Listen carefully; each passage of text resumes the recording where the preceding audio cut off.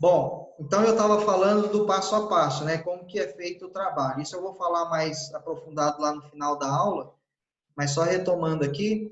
Então, quando que a pessoa tem uma calosidade, né? Suponhamos que ela tem a calosidade aqui, eu faço algodoamento usando emoliente. Aí eu pego o bisturi e venho e faço o desbaste. Quando eu faço o desbaste, né? Tirando esse excesso, esse acúmulo de células mortas, essa hiperqueratose, essa calosidade ou o calo, vai ficar ali na região onde eu desbastei, alguns fica meio que não fica liso, né? Fica, deixa eu só admitir aqui, não fica uniforme a pele, tá? Então, aonde que entra a questão da lixa, utilizando o micromotor, né? Essa lixa que é utilizada pelo profissional da podologia. Ela entra somente para uniformizar, tirar o excesso, a aspereza da pele. Eu não posso usar a lixa para tentar diminuir a espessura da pele. Por exemplo, tem um calo aqui, bem grosso. Aí eu pego essa lixa para remover toda essa calosidade somente com a lixa. Vai dar para tirar? Dá. Só que o que eu estou causando com isso? O mesmo atrito e a mesma pressão, como se eu estivesse usando essas tabuinhas caseiras, feito um movimento manual de vai e vem, entendeu? Vai causar atrito e pressão, ok? Então, a ideia é eu eliminar o agente causador, o agente etiológico, que é o atrito e a pressão. Então, com o movimento de retirada através do bisturi, eu não estou causando esse atrito, essa pressão. E aí, depois, eu venho para finalizar com o lixamento através dessa lixa elétrica ou através do micromotor que é utilizado na podologia. Tudo bem, pessoal? Ok. Beleza. Ok. Vamos. Outra questão dos cuidados inadequados, né? Por exemplo, a questão de... Vocês sabem o que significa suinismo? O que significa suinismo? Não sei, professor. Não? O que é um suíno? Porco, é. Um porco. Porco. Suinismo é aquele que é igual um porco, só vive sujo. Credo. Entendeu? É aquele que pratica sujeira em excesso. Então, isso chama suinismo, tá? Então, o suinismo, ele é um problema também a respeito de cuidados inadequados, tá? A pessoa que ela não tem a prática de limpar, não tem a prática de zelar pela sua pele, né? Isso também é um problema. Então, basicamente, por esse atrito e por essa pressão somado a uma diminuição de uma hidratação própria do organismo, somado à sujeira, vai dar muito problema de calos e calosidades. Então, a pessoa ela tem que ter um cuidado, por exemplo, de higiene, né? Nós temos aqui no nosso estado, no estado de Goiás, um problema grave, né, para nós com a respeito da umidade relativa do ar. Então, a umidade relativa do ar em Goiânia, Goiás, no geral, no centro-oeste, né, do país, há uma baixa imunidade muito grande. Então, é considerado, por exemplo, Brasília, Goiânia, quando está na época da seca, né, já está começando aí, junho, vai até mais ou menos outubro, início de novembro, a umidade relativa do ar ela baixa muito. E aí, com isso, a nossa pele sofre, né? Se vocês passarem a mão assim já na pele de vocês, nós estamos ainda em abril e nós já estamos sentindo que a nossa pele já está começando a ressecar, não é isso? A gente sente, por exemplo, o rosto, os lábios, que já está começando a secar. E eu tenho que ter um cuidado comigo de beber muita água aqui, ó.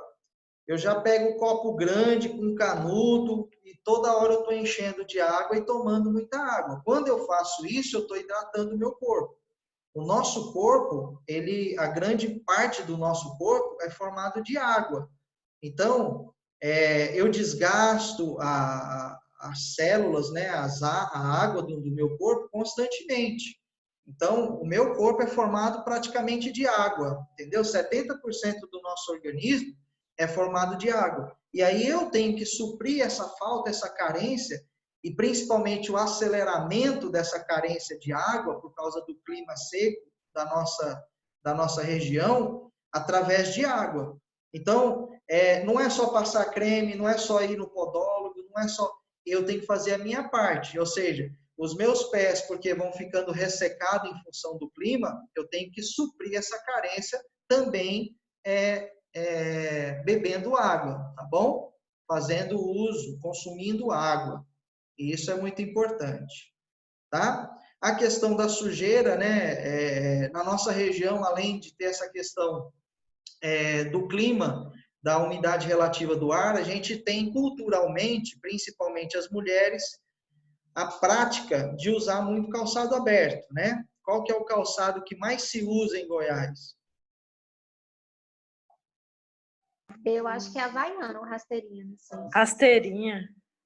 É Rasteirinha. havaiana mesmo. Quem aqui nunca foi na Feira da Lua comprar rasteirinha? Eu odeio rasteirinha. Eu não compro, porque eu não gosto.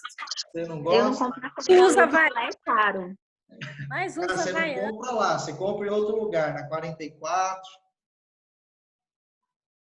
Professor, a 44 já é mais viável. Deixa eu ver aqui o que o pessoal está perguntando aqui. Peraí.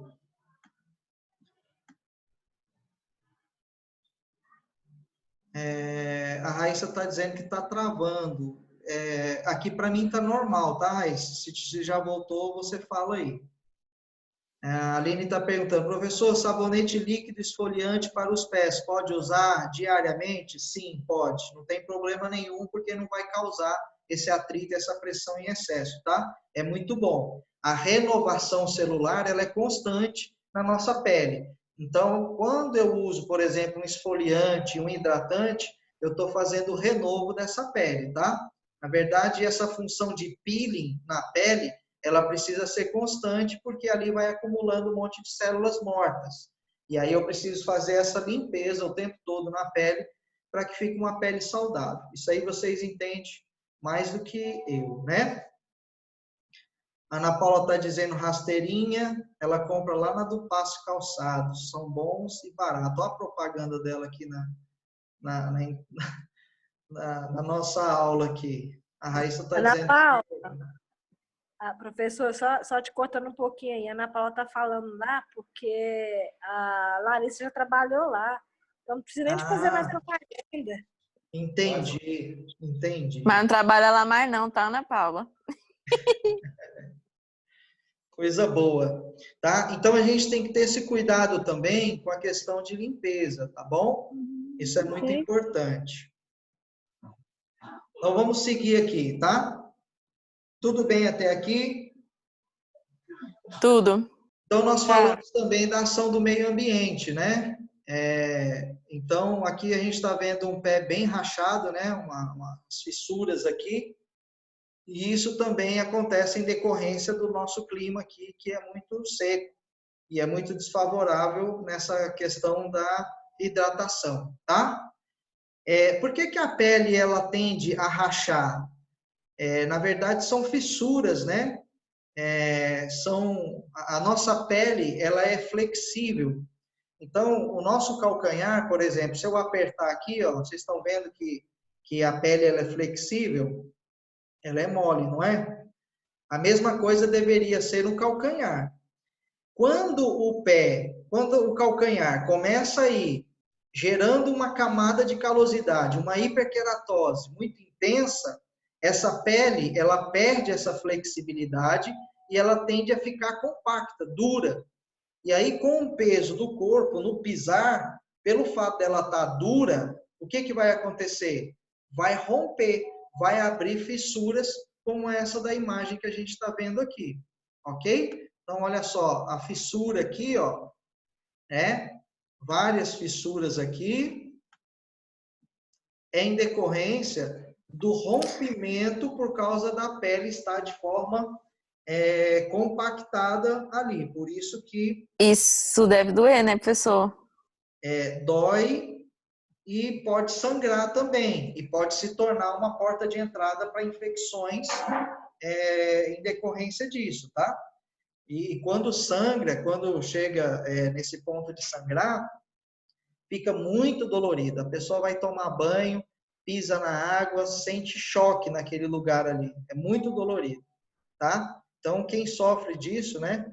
E o goiano, ele, por essa questão climática aqui, ele tem isso até na sua identidade, né? Quantos aqui já ouviram aquela expressão? Esse é goiano do pé rachado.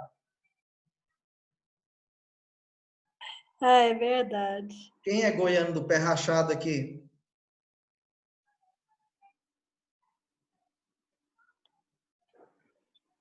A maioria, graças a Deus. A maioria, né? Eu sou goiana, mas meu pé é de boa. É de boa?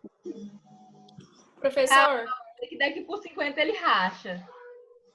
Foi. Quem me chamou? Alana? Tô falando assim pra Amanda que calma que daqui por 50 ele racha. professor, Verdade. Oi. isso também para pessoas que têm mais, são mais gordinhas, né? Ou não? Por que a pessoa que tem excesso de peso tem mais problema com isso? Por que vocês acham? Porque dá atrito, Por eu que, penso. por exemplo, a gestante sofre mais que isso? Não vamos botar só na conta do gordinho, não. Vamos colocar na conta da grávida também. Não é pelo excesso do peso, professor, e que dá o atrito no chão, de Na forçar. verdade, vai dar pressão, né? O atrito é o que é o atrito? É fricção, não é isso? A pressão é o quê? Compressão, é comprimir, é apertar. Então, o excesso de peso vai fazer o quê? Vai criar pressão. Por isso que é atrito e pressão que é o agente etiológico da formação de calos e calosidades. Então, quem tem um problema de excesso de peso, ou problema na gravidez, né? E aí a gravidez ela tem um agravante, porque geralmente a mulher grávida ela fica com a sensação de calor muito grande, né?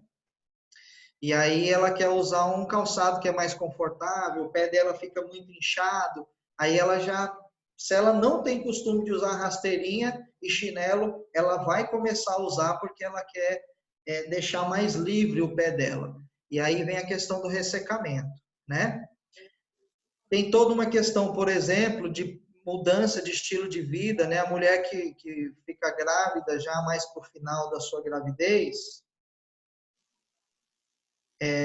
a Ludmila está falando, o meu não está rachado, porém seco e grosso. E aí o que você tem que fazer, Ludmila? Você tem que passar muito hidratante, muito creme, para evitar que ele vá rachar, tá bom?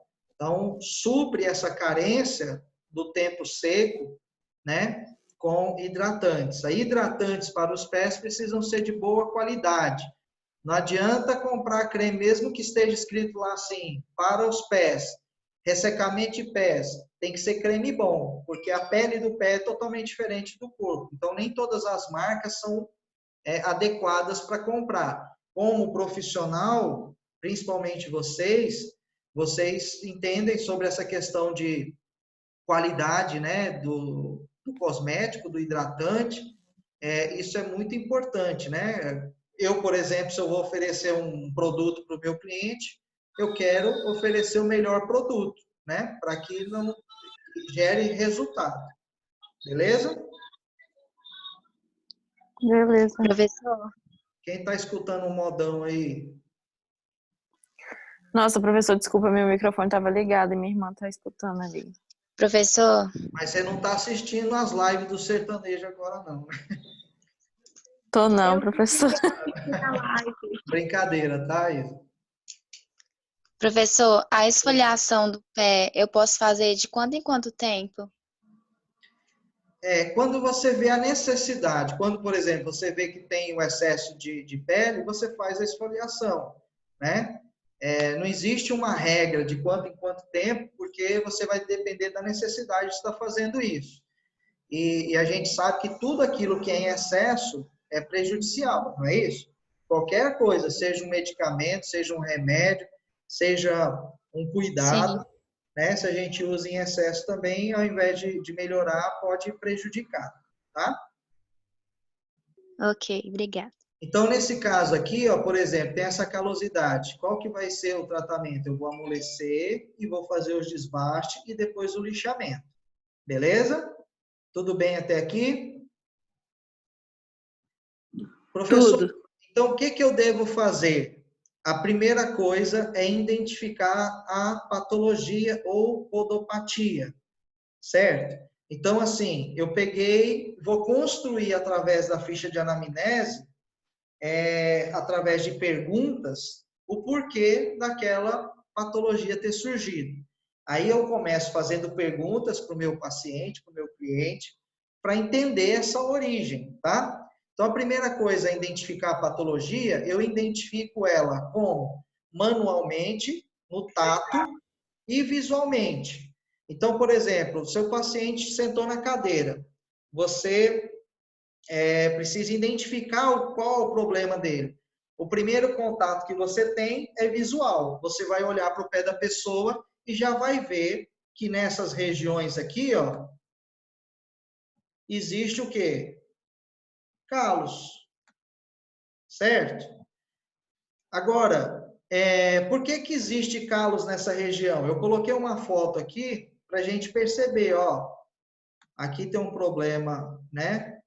Aqui nessa foto, fazendo uma referência aqui e aqui, como se nós estivéssemos vendo um raio-x no lugar, tá? Deixa eu ver quem está me chamando aqui. Nós não falamos lá no início sobre problemas ortopédicos, deformidades ortopédicas? Então, se nós falamos de deformidade ortopédica, eu preciso ver, olha, tem esse calo aqui. Por que que ele surgiu aqui e não aqui nessa região? Porque aqui tem uma saliência óssea. Se você olhar para esse pé, você já vai perceber que a pele dele é fina e que somente nos lugares onde tem os calos tem o espessamento córneo, né? Tem o espessamento da pele. Mas nas outras regiões aqui é bem fina, tá? E essa pele sendo bem fina e esse pé tendo esse aspecto mais magro, ele tem uma propensão de aparecer alguns calos onde tem a saliência óssea, tá? Então, o nosso pé, a nossa pele, geralmente ela tem alguns coxins, que são almofadas, né?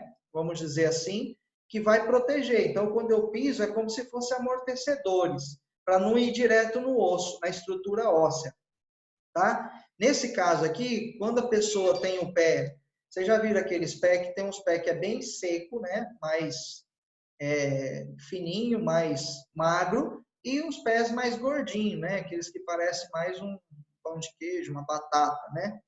Então, esses pezinhos, eles se protegem mais com a questão da dificuldade ortopédica. Por quê? Porque tem pele, tem carne, tem esses coxins, tem músculo que vai proteger esse atrito, essa pressão diretamente no osso, tá?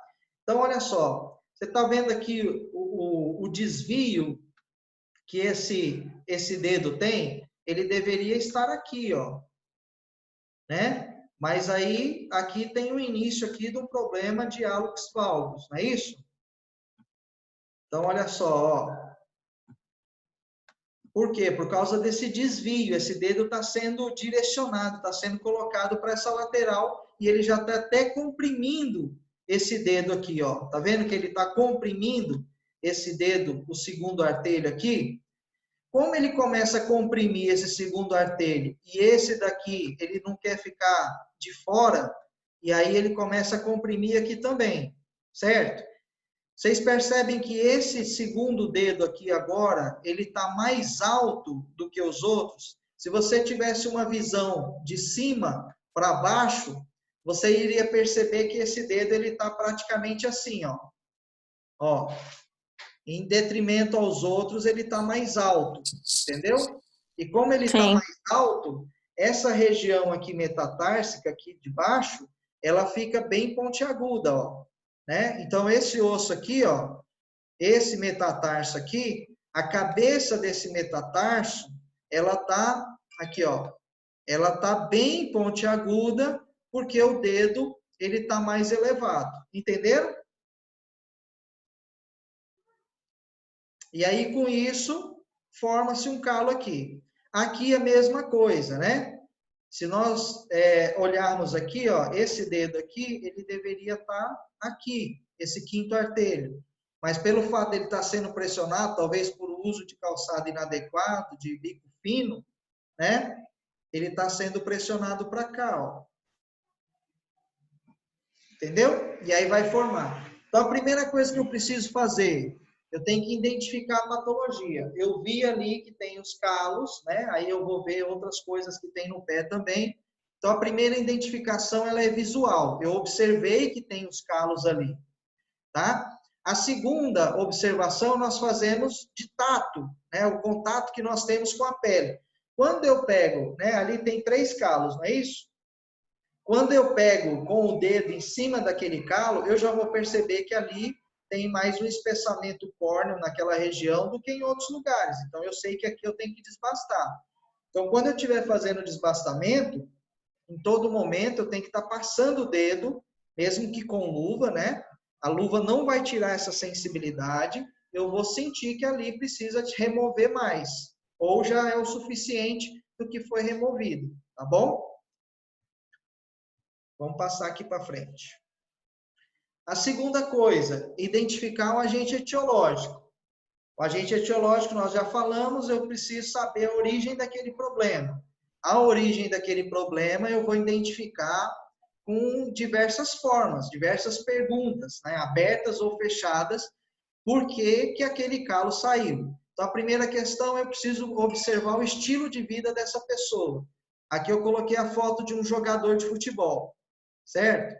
O jogador de futebol, ele sofre muito com os pés, né? A ferramenta de trabalho dele é os pés. Por que que ele sofre muito com os pés? Porque ele vai, geralmente, que é cultural também, ele acaba escolhendo calçados mais apertados, né? O jogador de futebol gosta de uma chuteira mais aderida nos pés, mais apertada. Tem uns que ainda tem uma prática de molhar os pés para poder aderir mais ainda no pé. Ou seja, o pé sofre bastante. Além de traumas, né, de entrada brusca entre os jogadores, de pisão, chute, quedas, esse pé ele sofre muito até com as escolhas dos calçados. Então, eu preciso perceber, você pratica algum exercício físico? Ah, eu sou jogador de futebol, eu sou jogador de vôlei, eu pratico maratona, eu sou uma pessoa que pratica tênis, basquete. Eu preciso saber se ele pratica uma atividade física. E que atividade física é essa? Porque eu tenho que identificar a origem, o agente etiológico, né? Por exemplo, você pega um capoeirista. O capoeirista, geralmente, ele joga capoeira descalço. E ele faz muitos movimentos rodados, né? Então, ele coloca o pé no chão e ele gira para poder aplicar os golpes ali, né? Para fazer os movimentos. E aí, com isso, tem muito atrito e muita pressão no chão, tá? Ana Paula está pedindo para falar a diferença, novamente, de calos e calosidades, tá? Eu vou deixar os slides lá, já deixei, está lá na plataforma, mas só recapitulando, eu fiz uma referência da diferença de calo e calosidade em relação à sua extensão, ao seu tamanho. E eu trouxe uma referência de lago e lagoa para trazer essa diferença, né? Ficar mais fácil o entendimento que a lagoa ela é menor do que o lago, tá bom? Então, basicamente, a diferença está na sua extensão, ok? Então, vamos voltar aqui. Eu coloquei essa foto aqui, ó, justamente para mostrar que talvez a profissão do nosso paciente, do nosso cliente, ela conta muito, né? Então, um executivo, por exemplo, ele tem que se vestir bem. Um bancário, ele tem que se vestir bem. Um corretor de imóveis, enfim. Existem algumas profissões que cobram do profissional uma postura de vestimenta, né? Seja ela de vestimenta para o corpo e também do calçado, né? Dos pés. Então, por exemplo, na maioria das vezes, um executivo, um bancário, um corretor, profissionais que trabalham com essa exigência de vestimenta, acaba sofrendo muito, tá? Então, quando eu identifico, por exemplo, a pessoa é uma bancária, e ela usa algum tipo de calçado específico, salto alto, alguma coisa nesse sentido, eu já sei que ali pode ser a origem de um problema. Então, eu começo a perguntar para a pessoa, pratica esporte? Sim ou não? Sim. Qual? Aí eu já vou ter noção do que está acontecendo. Você trabalha com o quê? Ah, eu dou aula de meditação. Aí você vai falar assim, não, o cara faz meditação, ele fica de boa, ele não tem tanto atrito e tanta pressão, entendeu? Mas aí você fala assim, a pessoa fala, não, sou bancária, ou um corretor de imóvel, eu ando muito, o dia todo, fazendo meu trabalho. Eu já sei que já é uma preocupante que eu preciso ter, tá? Aí outra coisa que eu coloquei essa foto para representar, por exemplo, a carência que as pessoas têm mais em buscar a moda, né? Tá mais estilosa, mais bonita, né? Do que muitas vezes o conforto e a saúde em si, ok? E a outra questão é o problema ortopédico, que nós já falamos já, tá? Então, segunda parte do tratamento, né, do desenvolvimento do que fazer com calos e calosidades é identificar o agente etiológico. Eu coloquei aqui a terceira parte, é a emoliência. Então, eu identifiquei a patologia. Segundo, eu identifiquei o agente etiológico, a origem. Então, eu vou começar a tratar. Já vi a patologia lá, já sei a origem. Agora eu vou começar a tratar.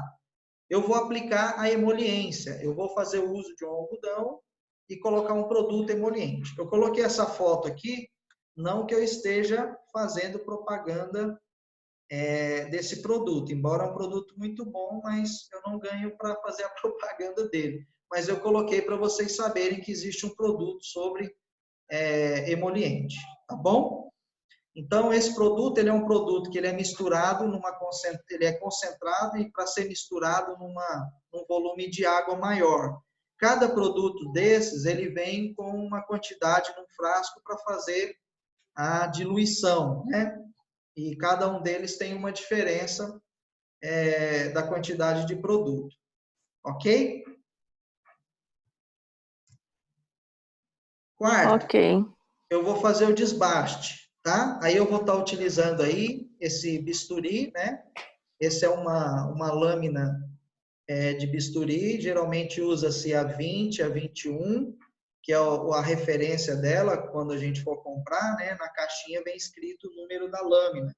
E essa lâmina é a número 20 ou a 21 que geralmente é utilizado. O cabo, ele é o cabo de bisturi descartável número 4, que é o encaixe dessas lâminas, tá bom? Alguma dúvida até aqui? Diga. Essa lâmina aí que você está usando é plantar ou é aquelas laminar? A lâmina descartável, ela geralmente é para ser usada para desbaste de calos e calosidades plantares, tá? Eu acho que você está me perguntando a respeito da número 15, que geralmente é utilizado para desencravar a unha, né? Quando está infeccionada, é isso? Eu não sei, porque eu estava estudando um pouco, estava falando de lâmina plantar e lâmina laminar.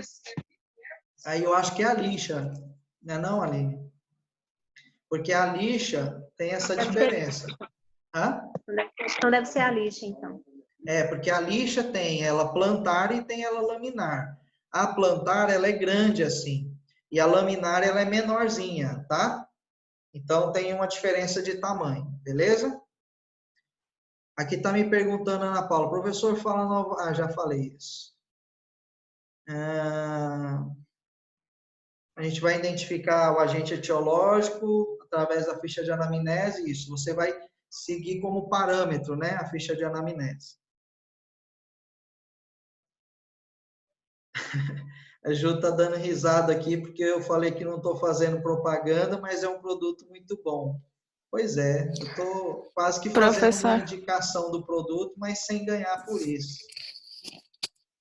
professor, a pergunta da Ana Paula foi se o agente etiológico a gente vai identificar sempre na anamnese. Nem sempre, né? Ou sempre na anamnese a gente vai identificar? O que é a anamnese? A anamnese é o documento em si, né? A gente vai usar um questionário. Deixa eu só cortar um pouquinho aqui. A nossa live tá para cair, tá bom? Se cair, vocês voltam novamente, tá? Porque o tempo já passou aqui, já tem um tempão. Aí ela já vai cair, tá? Se cair, vocês voltam. Ok. Então, assim, a ficha de anamnese é um parâmetro que eu tenho de perguntas. Aí eu vou começar a fazer uma entrevista com o meu paciente para saber a origem do problema. Então, o agente etiológico é a origem. A origem nós falamos que pode ser o quê? Através de um problema ortopédico, através da questão climática, do meio ambiente, de cuidados inadequados, de calçados inadequados, entre outros. Então, eu vou procurar saber a origem, o que está causando esse problema, tá? E na ficha de anamnese vai ser o lugar onde eu vou fazer essas anotações. Depois que eu descobrir o agente etiológico, eu vou usar como forma de instrução para o meu paciente, dizendo para ele, olha, vamos supor, o calçado inadequado. Esses dias uma pessoa me ligou e falou, estou com um problema sério aqui nesse momento de quarentena. Ela me ligou e falou, olha, eu queria que você me desse uma orientação, eu não sei o que eu faço, porque eu estou com muita pele, né? Ela disse até corinho, debaixo da unha, e eu sempre tiro e agora eu estou sofrendo com isso, eu não acho podólogo para poder me atender, porque a quarentena está todo mundo parado, sem fazer o trabalho. Aí eu falei para ela, olha, eu vou tentar te ajudar, você me envia uma foto para ver se eu de alguma forma posso te ajudar, te orientar no que você pode fazer aí na sua casa, né? Por causa desse problema. Isso não é uma prática que ninguém pode fazer isso como profissional de saúde, né? Orientar a pessoa a fazer isso só em casa. Mas por uma questão da pandemia, eu propus fazer isso para ela. E aí, pela foto, eu já vi que o sofrimento dela estava relacionado ao uso inadequado de calçado. Porque o próprio pé dela já estava tendo um formato diferente de uma estrutura normal. Ele já estava com os dedos tudo comprimido. Aí eu falei para ela, olha, o primeiro problema que você precisa sanar é você mudar o tipo de calçado que você está usando, né? Só de ver a foto aqui, sem te perguntar e ver o calçado que você usa, eu já sei que você usa um calçado muito apertado na ponta. Aí ela só respondeu assim, tá bom, obrigado. E nem quis continuar a conversa. Entendeu? E por que ela fez isso? Porque muitas vezes as pessoas não estão dispostas a querer mudar. Elas querem que você pegue no pé dela e resolva o problema, mas ela não quer sanar essa origem do problema. Entendeu? Por isso que é importante você colocar na ficha de anamnese, olha, a formação desses calos, dessas calosidades aconteceram por causa disso, disso, disso. E aí vem a orientação para o seu cliente. Você descobriu o agente etiológico, calçado inadequado. Você vai falar para ele, olha, você precisa mudar o tipo de calçado, porque senão o problema vai persistir. Que a origem desse problema está por isso. Entendeu? Aí quando eu coloco isso na ficha de anamnese e o cliente assina, ele está ciente que ele precisa participar do tratamento. Não é só pelo fato dele procurar o auxílio podológico que você vai resolver os problemas dele para sempre. Não, ele tem a parcela de responsabilidade no tratamento dele. Entendeu? Sim. Beleza. Ó, então aqui está acontecendo o desbaste. Certo? Está acontecendo o desbaste aqui. Quando ele faz esse desbaste, aqui na remoção desse calo, provavelmente fica vários relevos assim, ó, várias irregularidades no lugar, tá? Vai ficar ondulada a pele. Aí eu entro com